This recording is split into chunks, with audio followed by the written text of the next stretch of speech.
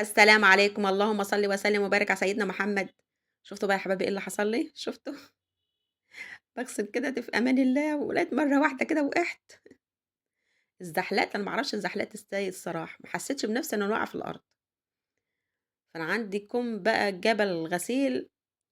اليومين بقى بتاع العيد بقى واخدين بقى إجازة العيد بقى وكدهَتي، فخدنا يومين كده راحة، فالغسيل الكُوم عندي أكتر وأكتر، عشان قعدت يومين العيد ده ما غسلتش، ولمّا وقعت أبو يوسف قال لي: "لأ ما تعمليش حاجة بقى، ريّحي بقى وكده عشان ضهرِك واجعِك." قُلت له: "لو ريّحت مش هاعمل حاجة النهارده." وأنا خليتهم بقى يوم و2 هيتكوم عندي، بدل الكومين بقى هيبقى 4، 5 لأ هاعملهم بقى.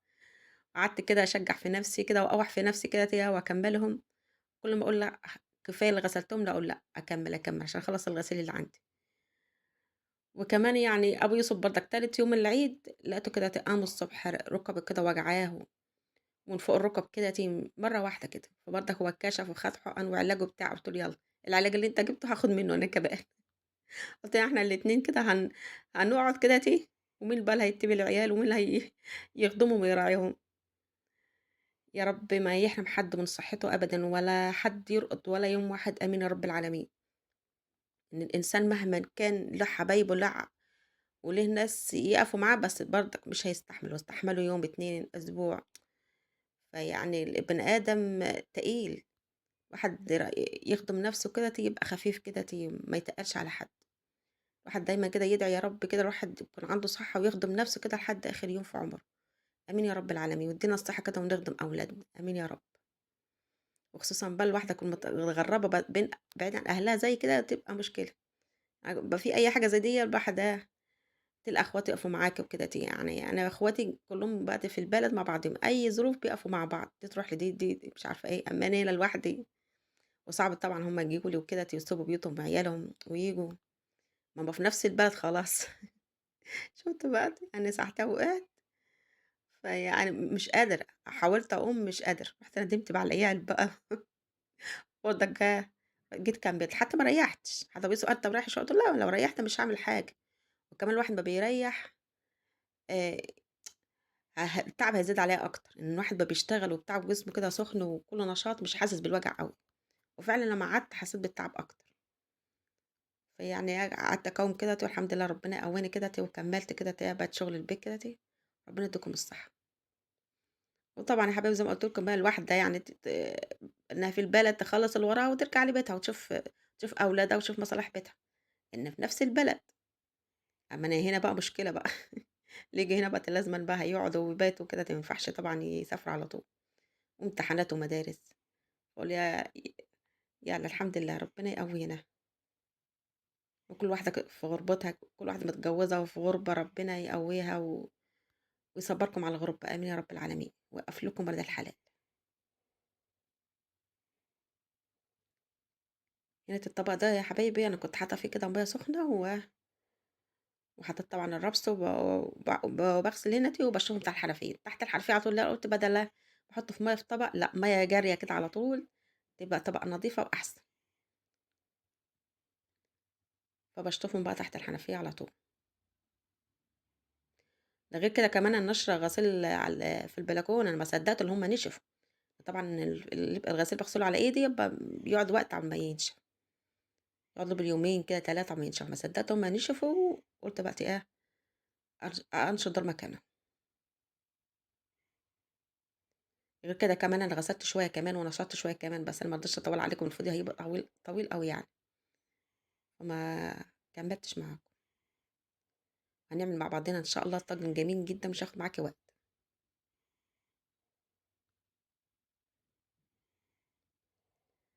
يعني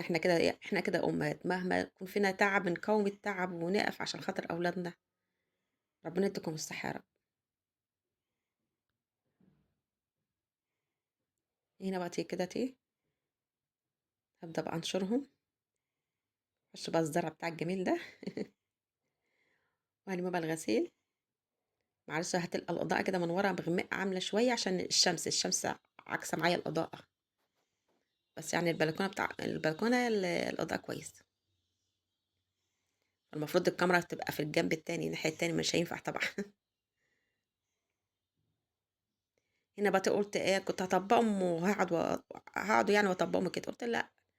أنا تعبانة ومش ما اكسّلش نَفْسي أكتر وأكتر، أمّا باقعد ما خلاص باكسّل، قُلت لأ أنا واقفة كده أهو هاطبّقهم على طول وأنجز كده على طول، عشان يوم النهارده كان صعب والواحد تعبان، عاوزة أنجز كده على طول، فلمّيتهم دلوقتي وهانشر بقى شوية الباقيين، ولسه برضك الجنب التاني برضك في غسيل منشور، هالمّهم برضك وأنشر بقى الحبّة التانيين. الشمسية طبعًا كانت جميلة جدًا، كنت باجي بقى الشمسية كده وينشفوا، حتى على الأقل يقعدوا يومين كده وينشفوا، بس خلاص بقى يعني دخل الصيف إن شاء الله يبقى الغسيل ينشف على طول، وفي نفس الوقت يبقى الغسيل يبقى قليل، وبيبقى خفيف يعني الحمد لله. الشتا اللي هو متعب أوي في الغسيل.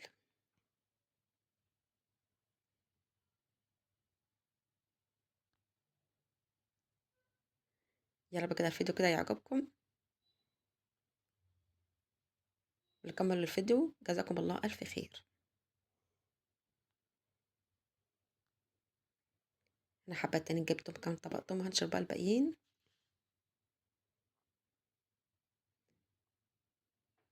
إحنا في يوم في العيد برضك بنقضي برضك، بس يعني إيه بنحاول نعمل إيه، يعني الحاجات برضك الخفيفة يعني، عشان نحس برضك بالعيد يعني. يعني برضك الغسيل ده الواحد يقول بقى لأ خلّيه بعد العيد عشان هياخد وقت ودبكة وشغلانة،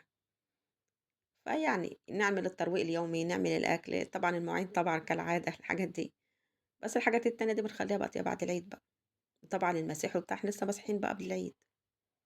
فالغسيل بقى ما هو زي ما أنتِ شايفة كده قُلت أخلّيه كده تالت يوم العيد والّا حاجة كده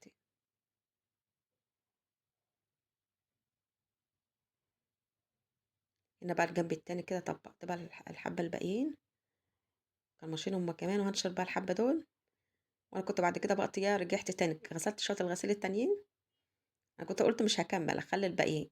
خلاص مش هاكمّلهم لأ، برضك شجّعت نَفْسي وقُلت برضك إيه، هاروح أغسلهم، رغم كنت هاكُب المَيّة اللي كنت باغسل فيها، قُلت لأ خلّيهم بقى ممكن إيه، ممكن أشجّع نَفْسي كده وأكمّل، رُحت بقى شوية الفاضلين كده رُحت غسلتهم ونشّرتهم هُم كمان، دلوقتي كده هافرش بقى السرير كده ورودي هتساعدني برضك، هي كانت خدت shower بس لسه كانت ما سرّحتش بقى، هاخلّص بقى وأسرّح لها هي وأعمل لها شعرها هي كمان. هاعمل لكم بقى اللايك. هي فرشت على قد ما تقدر وأنا بقى كمّلت أنا كده بقت المفرش، أفرش بقى على الكابرتة، باحب أوي الكبرتات أفرشها على الملاية، تحمي الملاية ما تخلّيهاش تتزحلق، أكتر حاجة بتضايق الملايات إن العيال بيزحلقوها في ثانية، بابقى لسه فارشاها ما فيش ساعة بالكتير ألاقيها اتزحلقت وبهدلوها، فالملايات إنها ناعمة فالكبرتات يعني إيه قطن كده بتتزحلقش على طول، دايمًا يعني بافرشها، حتى في الصيف باحب أفرشها برضه. هنا فرشت بقى السرير التاني كده وطبّقت البطانية، وأنا كنستها وهابدأ بقى إيه، نخش كده إيه على المطبخ كده ونشوف بقى هنعمل أكل إيه، هاقطّع كده حبّة البصل، قطّعت كده بصلتين كبار كده على بصلاية حمرا، طبعًا البصل الأبيض نكهته بتدّي نكهة البصل الأحمر بيدّينا تذكرة كده في الأكل، الاتنين مع بعض حلو أوي، قطّعت كده كام فلفلاية أخضر وبرضك قرن الشطة،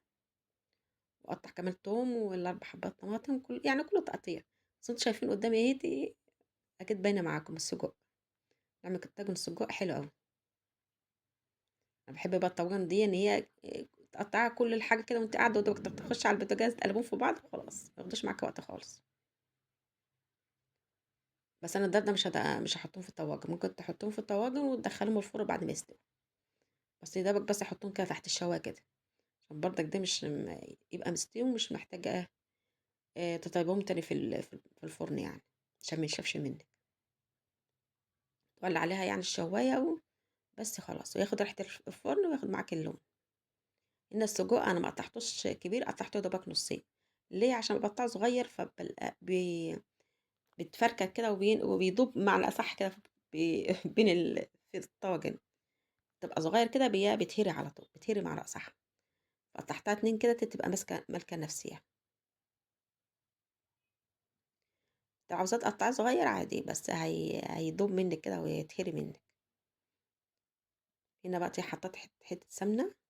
زبدة كده على الزيت، نزلت بقى بالبصل ودِبِل معايا ونزلت بقى بالفلفل، وأنا كنت حاطّة لها بقى الملح مع البصل عشان هيدبل معانا على طول، نزلت بقى بالسجق وحطّيت التوم، خدت بقى تشويحة كده بالسجق لونه كده يتغيّر معايا وهانزل البطاطس كنت محمّراها، التوابل اللي حطيتها دي حطيت توابل قليلة عشان هي السجق كلّه توابل زي ما أنتم عارفين، حطيت يا دوبك فلفل أسود وكزبرة حاجة بسيطة خالص، عشان بس الخضار، بطاطس كنت محمّراها، طبعًا لازمًا تبقى محمّرة عشان السجق ما بياخدش معانا طيبان خالص، عشان حبايبنا الصغيّرين، وهنا بقى حطيت بقى الطماطم وهاسيبها تتسبّك بس وكده خلاص اتسبّكت معايا شايفين، تبكبكة بقى دي بكبك بكبكة ممكن تعملي معاها بقى رز بقى، مكرونة، تاكليها بالعيش، ومع ألف سلامة حبايبي.